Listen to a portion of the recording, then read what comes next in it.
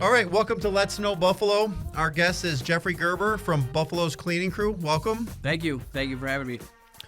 So, I guess, so you own a cleaning company, commercial, industrial, residential. Why don't you tell us a little bit about it? Well, Buffalo's Cleaning Crew was established in 2016.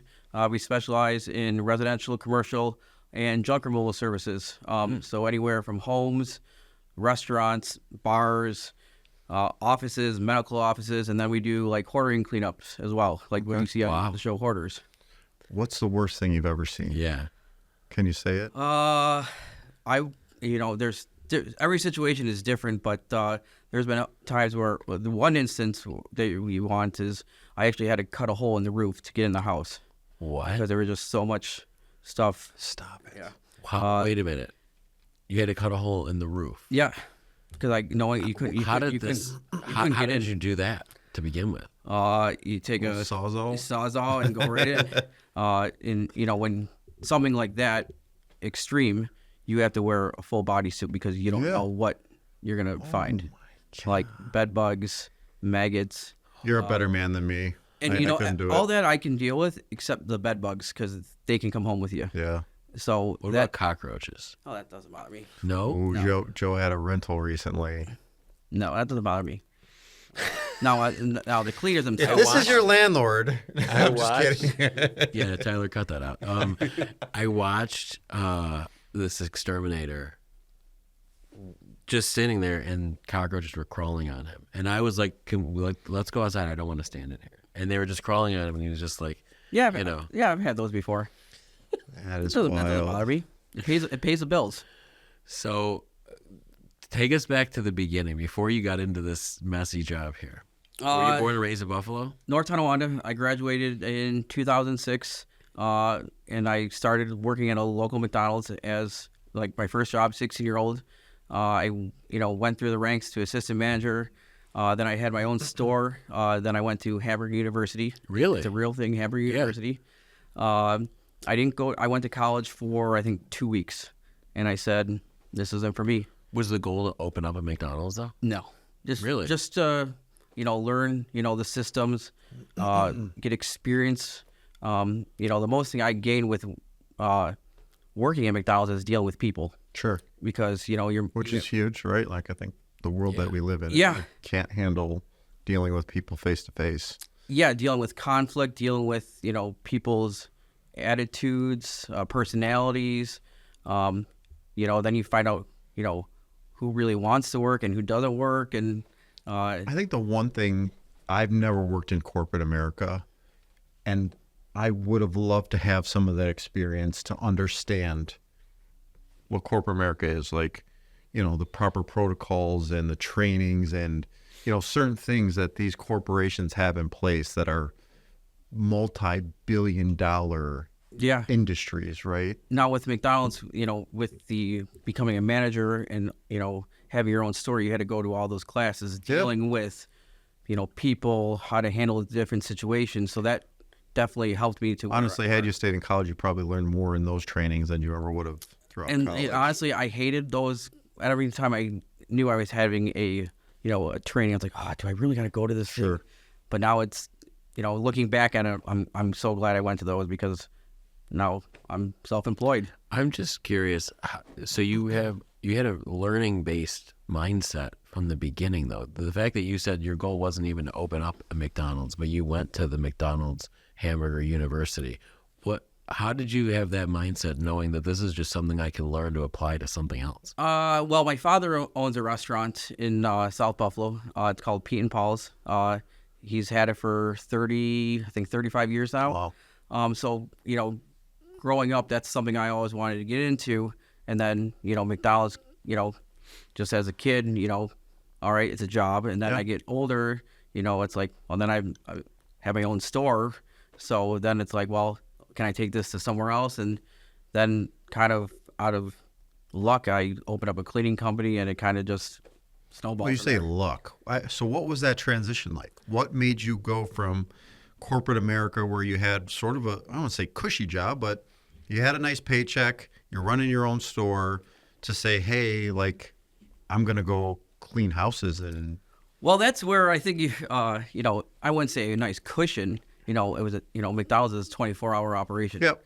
So you find challenges 24 hours a day. Yeah, but you went from a guaranteed paycheck to not a lot of people are willing to take that jump as and become an entrepreneur to say, hey, I don't know if this is going to work.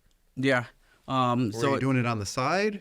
at first I was cleaning a window at McDonald's, and a customer came up to me and said, hey, you want to clean a house? I was like, What? well, how hard could it be? That's how it happened. And that's how it happened. Just keeping the store clean. Yeah, I was cleaning a window.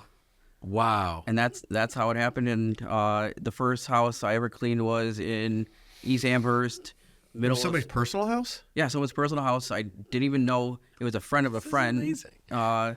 He's like, yeah, my friend's looking for a cleaner. Would you be interested? I'm like, well, sure, I could. I'm salary. Never had any side money ever before. So Yeah. I think it's like 2016, middle of summer, 95 degrees, third floor, 5,000 square foot house. I'm like, middle, like 4 hours. I'm like, what the heck am I doing? Yeah. No air conditioning in the house. And then, I finally got paid. I'm like, this is kind of cool. Get some extra money in me. She told her friend. She told another friend. And then, then I was learning like Angie's List or Thumbtack. So then I started doing that and just kept getting more and more. They kept writing positive reviews, and it just kept going. And then 2018, I was like, well, I kind of knew where my rank was in McDonald's. I didn't know if I wanted to be there my whole life.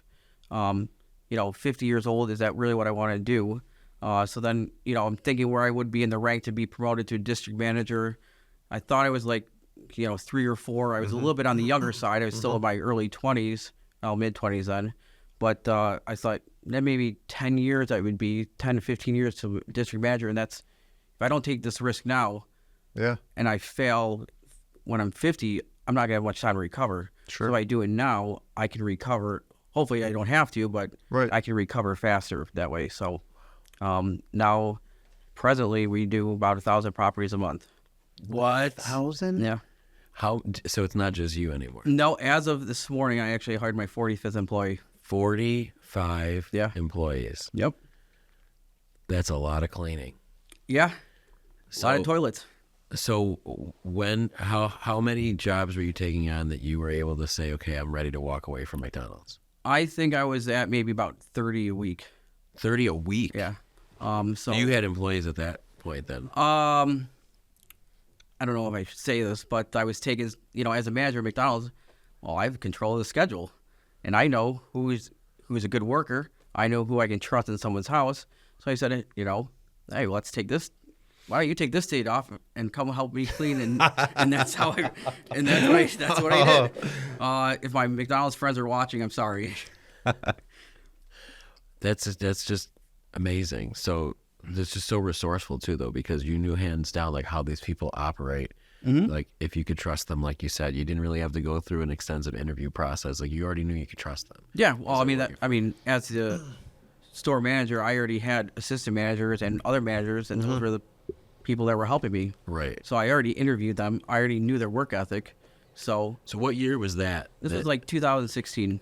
Okay. And the easiest thing about the company was probably coming up with a name. That was the easiest thing. Everything else is, taxes, EIN numbers. That's a little more challenging. But the name was. Wild how hard it is sometimes to open up a business. But, did you get any funding to start, or was it just grassroots, reinvesting back into the company, buying equipment, adding employees? So I didn't take a paycheck through the company for 2 years. Sure. I took everything I had and reinvested and lived off my savings. My cousin actually made the logo. I don't know if you can tell. It's obviously a horn. Yep. But then if you look at it, it's like ringing out of a towel. Yeah. Right. So that's obviously the cleaning aspect. So that was another easy part was the logo. She's very creative. But, with that, it's, finding employees. Right. That's the challenging part.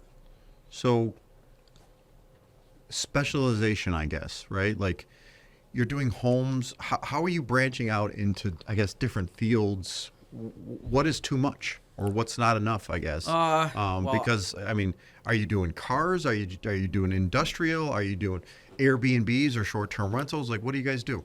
So I've done short-term rentals, Airbnbs. The challenging thing with those is you have to be available 7 Yeah. days a week, 11 to 4. Yeah. But it's not for me. Right. I have a few still under contract. They're within walking distance of my office. Okay. So that's very easy for me. I don't do car detailing. I figure if I keep branching off, you don't want that company that will do one call, do it all. You got to have your niche. Yeah. And specialization. yes. Right. Like, this is what we do. Yeah, and that's, in 2023, we won the best cleaning service of Western New York. Awesome. Congrats. Through the Buffalo News, and hopefully we repeat this year. So we're in the running. So and back to the hoarding, I would prefer to do hoarding 24/7. Okay. It's just Yeah, why? biohazard. You better pay, and plus it's more fun. So when you say biohazard, is that like you got to be certified for that? Is there a level of like Yeah. who hires you for that? Like towns or? So a lot of times it's just the clients of, they're living in a mental health situation where they need some help. Sure. So, with those situations, we come in and, it's very hard for them to throw stuff away. And it's challenging, but at the same time, it's very satisfying. You come to a house where stuff is all the way up to the ceiling. And You see the before and after. I can only imagine some of the before and afters. Yeah. I stumbled upon those hoarder shows on, and it's usually a sad story, right? But to see how they're living, right? And then Some of them are evictions and, Yeah. working with property managers like that too. So it's, And sometimes, like, we see it in real estate, like, sometimes there's a mental illness factor. And Yeah. it's a really sad, like, it is. somebody is living in this filth and they don't even, it's not their fault. Like, there's just, and how do you get them to get out of that? Yeah, and it's tough because it's a lot of resources, manpower, and you got to pay fees to throw the garbage away, because the garbage isn't free if you're taking dumpsters full of stuff away. So do you partner with dumpster companies or do you have your own dumpsters? No, or- I partner with a few dumpster companies. Okay. We probably do maybe about 30 to 40 a month right now. Okay. Junk removal jobs, anywhere from just cleaning out a room to, like I said, eviction properties. And I also, backtracking to 2016 before COVID, I would go to actually storage auctions. Mm-hmm. And, I'd buy the cheapest unit at a location, and I'd go in the office and say, hey, if you ever need a cleaning company to haul the stuff out, here's my card. About after the 40th time, I finally got in contact with one of the regional managers, and now I clean them out, obviously for a fee now. Sure. But it's the auctions that people don't buy, so they're not. There's good finds in the ones you buy, but not. I'm getting at least something out of nothing. So Wow, that's cool. yeah. How did you go when you first branched off on your own? You're basically doing residential cleaning. Mm-hmm. You're not doing clean outs and Correct. junk removal yet. So how did that come into play? where you It really started right before COVID. It's like, how do I branch out? What can I do So differently? it wasn't that came to you, like you were consciously trying to figure out, how do I grow this even further and have other sources of income coming in based on what we can do? Correct. Okay. Obviously more income is better, but I think that's when I think Storage Wars was pretty much at its peak then. And I was like, well, what do they do with the ones after? So then I did research, and then I found that, and I was like, well, let me try, and put my foot in the door. And after they probably got tired of seeing my face, they said, let's give this guy a call and see what happens. So another reason why junk removal is more my preference is because you can't really screw that up. You want it gone? It's gone. Cleaning houses, you might get someone with, a white glove, and Sure. so that's why we have to keep our standards to the highest. That was always industry. tough when I had an Ellicottville property, right, and it was short-term rental. Now again, I'm an hour and a half away, making sure the client leaves, everything is In check. yeah, and the cleaning people, it was like they're charging a premium, and then the guest finds a sock under the bed or it's dust or just what you need to have, especially with the short-term rentals, like it's got to be like a hotel. Yeah. It's got to be pristine. And that was my always my biggest problem with the short-term rentals was the stress. I know what my standards were, and when the cleaning or the management company didn't live up to them, it ultimately fell back on me, and it was just exhausting. Yeah. It's the same thing as a business owner. I'm doing 50 jobs a day. You never know what comes on during that day. With that, like, you don't know what's going to come in. What are some of the biggest hurdles that you have to get over that show up on a job site or that catch you by surprise? Before, I'm on site, like say I can't do an, in-house, estimate, I always say, what's the condition of the property? And some people say it's good. Well, I think it's good, Good. Yes. I think doing, a couple hundred houses, a week now, I have an idea of how long it's going to take, square footage of bathroom and that.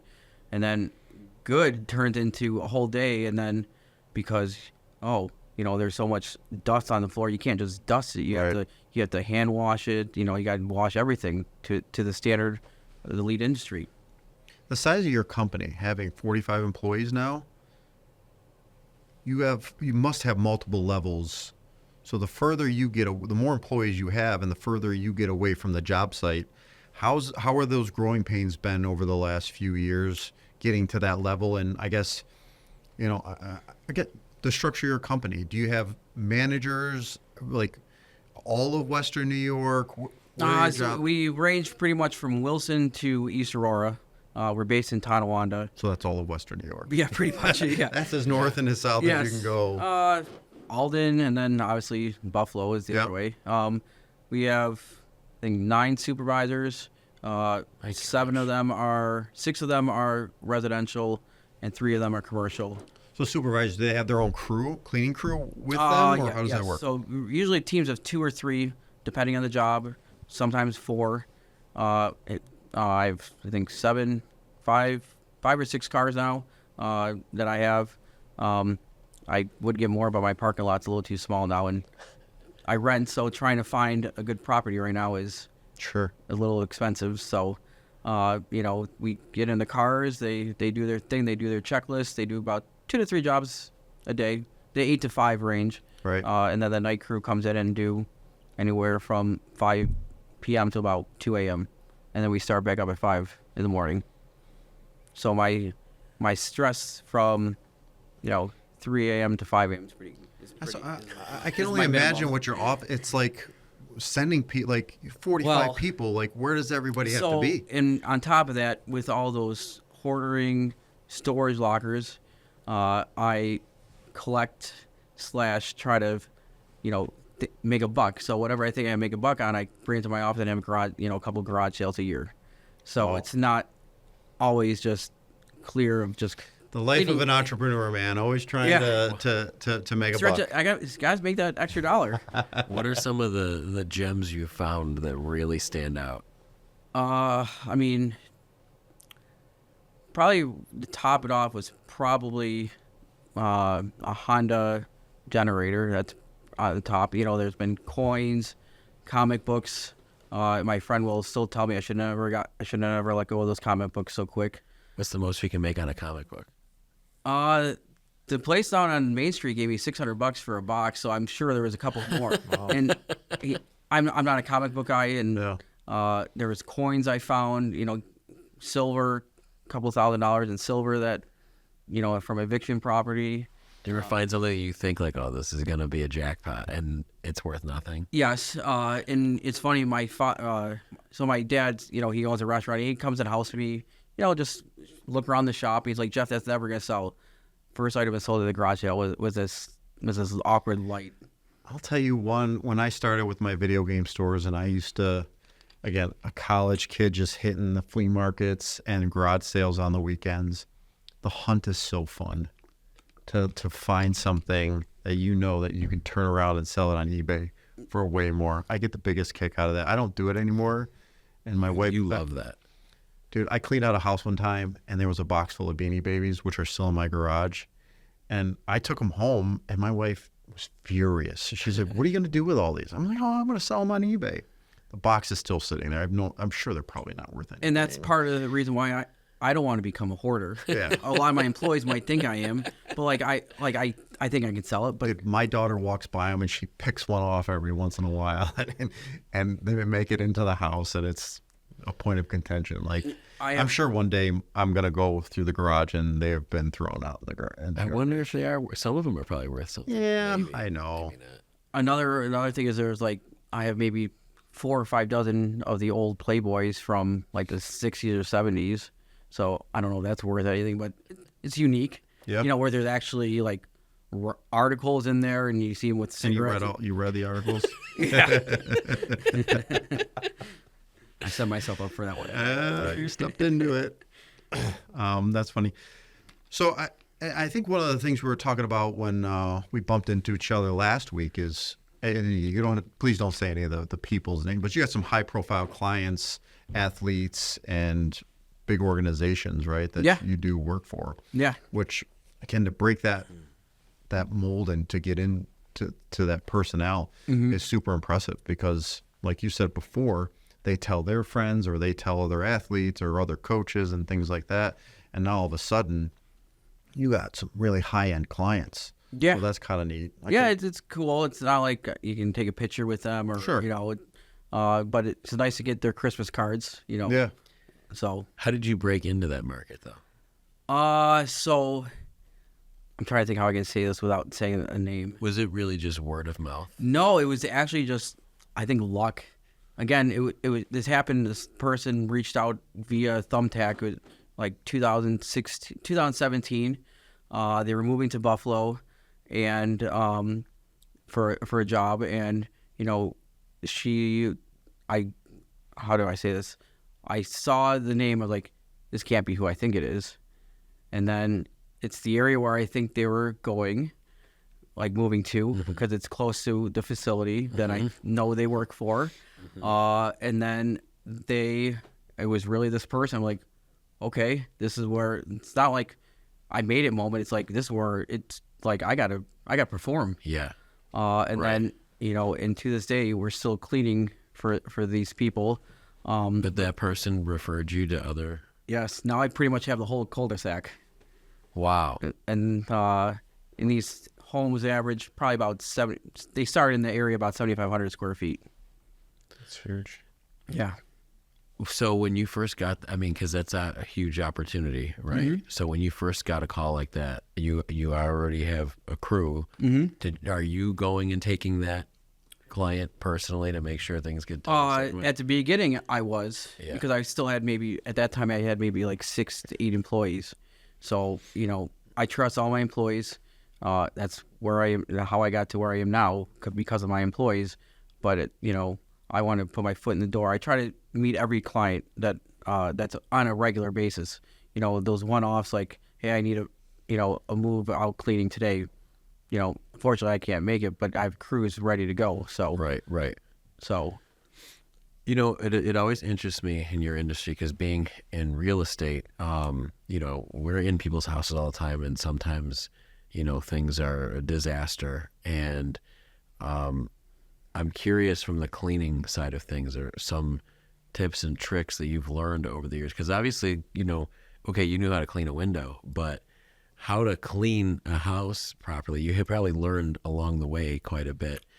well, I you know, through McDonald's, I learned, you know, basic cleaning and that, but, you know, along the way, this product works better for this product works for that. It's kind of trial and error. So you didn't have like a mentor or anything? No, I was actually having the employees come into my house, clean my house. A couple of my buddies said, hey. Oh, that was the training facility. Yeah. Hey, come clean my house. well, so the trick is, you know, you put a $5 bill underneath the rug. One, did they clean underneath the rug? Sure. Or did they take the money? Because in my industry, if something goes missing, never happened, they tell, you know, put it on Google that this company steals, I'm pretty much. Yeah, that's like the Whoa. kiss of death But right there. How did you learn to like think that way? Well, do that? it's when you have someone in your house, a stranger. How do you feel when you have a stranger in your house? Yeah, you're on edge. You want to know. You want to put So they used to stick $5 bills in the burgers to see if they were stealing. yes. That's just crazy. But no one taught you to do that. You just thought, I'm going to do this and see if they're really Yeah, moving. I'm being honest too. And then a couple of my buddies, a lot of my family members, trying to get work is hard too at the time because, I don't have any, very minimum reviews. I don't much. Well, no one really knew the experience I had, but starting off a company from the ground up is challenging. And just to get my employees going, I had to, pay out of pocket. Like, hey, Randy, you want your house cleaned? They're not going to say no. Sure. Yeah, sure. I'll take a free house cleaning. Right. So that's how we were learning. And then, the systems, then I create checklists. So now it's pretty much to a T where everything, once we go in the house, everyone knows what they're doing. Man, that's tough to just think about. You're growing to this size and you've got 45 employees. To have 100% trustworthy people that something even as just minute doesn't go missing. Yeah. Have you ever been accused or a client or accused an employee and it was true or not true? There's been 2 instances, and I've got a call back twice. One was Found it. a week later, and then a month later. And it's very hard because it's really he said versus she said. Sure. And like I had a client call me a week later saying someone was missing. Well, I'm sorry. Like I don't know. It's my people. Sure. You could have misplaced it. It's been a week. Right. It's been a week. So. Well, I think the world that we live in now with cameras and stuff, Yeah. and you have to know you're being watched, and criminals are just dumb, right? Like, Well, I mean that's you got to have balls to take something. and you gotta be careful what you say in people's houses too, because they got cameras. You don't want to say, well, this house is really dirty. You're offending someone, and you're in someone's house to begin with. You have to be respectful too. So, even driving with the company cars, you got to be careful and respectful because guess what? If someone cuts you off, we get cut off or something like that, or we give them a middle finger. Oh, Buffalo's cleaning crew, we're giving the owner a call or something like that. So, and I've had those calls with my delivery guys. So when I had 6 locations and we had a warehouse and we would deliver product to the store, like literally different store every day. So that Oogie van was driving around, and every once in a while I'd get a call. The worst. well, this was maybe right as I first started. I think it was my first car, and one of the employees at the time gave someone a figure. I'm like, the phone number, the logo's right there. Like, come on. Yeah, and then they're the ones that usually leave you a bad review, Yeah. right? So, but I think right now there's, I want to say 180 reviews on Google of the quality work we do. That's amazing. Yeah.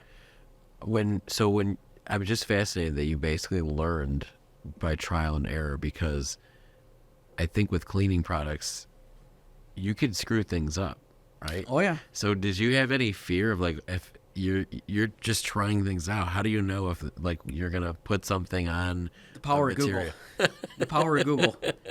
I mean, in products, you also don't, if I'm trying to be the premium cleaning company in Western New York, I can't use products from the dollar store. I work with,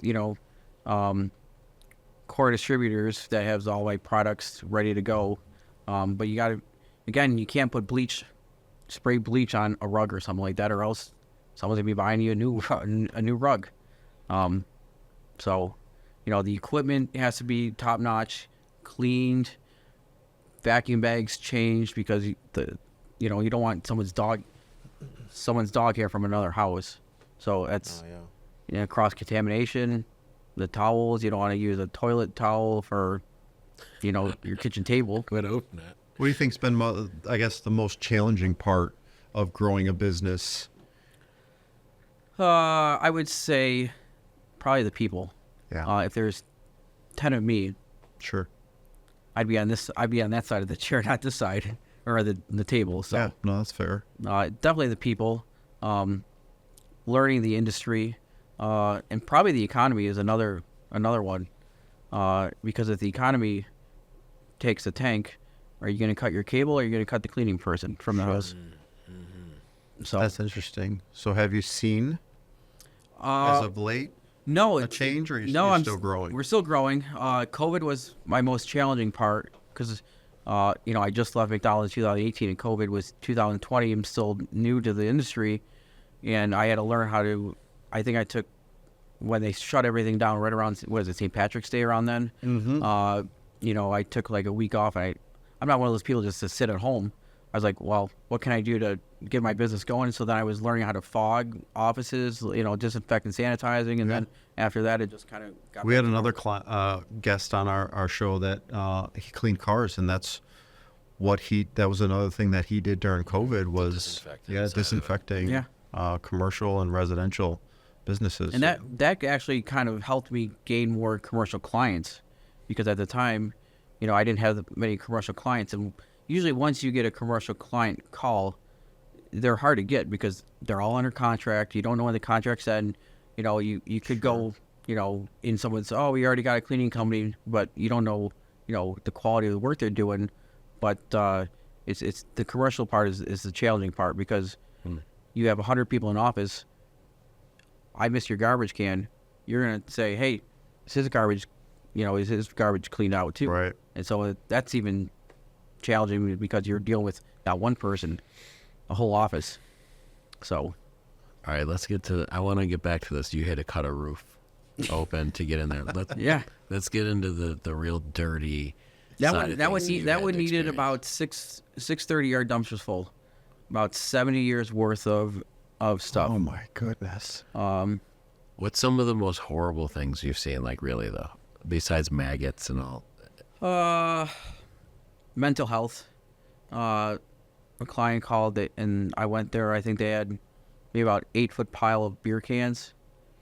So that's it's depressing. On my side, because you see this guy, just Were they Labatt Blue cans? I'm not even joking. Coors Light. Because an attorney sent me a video of final walkthrough someone did, and it would like what you're saying. Like you open a door, and it was just a pile of beer cans, and every room of the house was like that, and it was just so, like at first you're like, what the hell? But then you realize, like you said, like there's a mental health issue going on here, because it's you could just. Even if you didn't recycle the can, you can just throw it out. The idea that they're just piling them up, Right. that's just such a wild thing to witness. Yeah, another one is the gentleman couldn't control his bowel movement, so the whole house carpet Oh my goodness. had to be ripped up. Oh no! Yeah, Were you on that job? I was. I had to get a mat or a respirator. Definitely took a shower. Hazard pay? Oh yeah, There's definitely hazard pay. hazard pay, and definitely took a shower that night. Oh, I actually drove home in my boxers that day because I threw all the clothes out. I believe it. Oh my god! And another one, maybe a year ago, went down in the basement, and there's maybe 700 piles of cat crap. And the client's like, I don't know why my cat, is going on the floor. And I look over, amount of cat and stuff in the litter box. I'm like, well, that's probably why. Change the Oh my god! change the litter box. Oh my god! Yeah, So that was definitely a respirator. feces has yeah. been the worst thing that Yeah. you've seen. How often do you encounter things that are like that bad? Maybe 4 or 5 times a month. See, it's like, I don't envy you, man. It's like the attorneys. month? Yeah. Attorneys, like, they have to deal with everybody else's problems all the time. That would drive me crazy. You're dealing with everybody else's shit all the time. Literally. Shit and garbage. Yeah. And good. Yeah, you're a better man than me, that's for sure. So I guess moving forward, are you continuing to grow and expand the company? What's your future? What do the next 5 years look like for you? Honestly, I couldn't even tell you because, 10 years ago, you told me I was going to own a cleaning company. Yeah, I would have never guessed it. I would have probably laughed at you. So, probably the same trajectory. Just keep growing at a calm pace because, you grow too quickly, the quality tends to decline. I'm comfortable where I am. Pretty much, I guess 50 employees would be ideal. You're not just far off. Just to say I got 50 employees. Sure. But where do I want to be in a couple of years? I would like to have a car like yours. That'd be nice. It's a great goal, man, and it's a great car. I don't know if you're going to be pulling up to clean a house in a Lamborghini, though. Your clients might think no. a thing or two. And often I think that. I'll tell you, I remember the first really nice car I bought was a Range Rover Sport. And I was so scared to drive it to my company because I was like, everybody's going to be asking for a raise thinking that I'm like made of money. But those are other problems and first world problems. Well, when I was 18, I bought a Corvette, and I still remember going over the border one time. They were like, "What do you do for work?" And I was like, "I work at McDonald's." And they're like, "No, you don't." I was like, "Yeah, I literally work at McDonald's." And they're like, "Pull aside." Oh my God. But that's why I didn't bring my sports car, because I didn't want to. You got a better one than me, so I didn't want I to. love the Corvettes, man. It's all good. Oh, now I got the mid engine, the Nice. 3. So Yeah. Dude, dollar for dollar, those Corvettes are. You can't buy a better car. I think I drove it twice so far this year. Really? Yeah. Oh, dude, you're working too much. I know. So, but There's nothing wrong with a nice Ford Explorer, by the way. You love your Explorers. never had one. I had a Trailblazer. It's very kind of similar, right? economical. Yeah. Well, why don't you wrap this up and kind of give us all your contact information? How do we get a hold of you? Just shoot a text, call, go to our website, Facebook, Buffalo's Cleaning Crew, LLC, and you'll get a hold of me or one of my managers. And any type of cleaning, clean out, like you can pretty much handle anything. Yeah. Again, the number is 716-247-9718. You call, we clean it all. Is that your tagline? Did you just make that up? Yeah. Nice. Nailed it. No, it's the white Brand glove. everything. It's we give you the white glove treatment. That's great. That's the tagline. Thanks for being on. Thanks so much. Thank man. you. All right. That was awesome.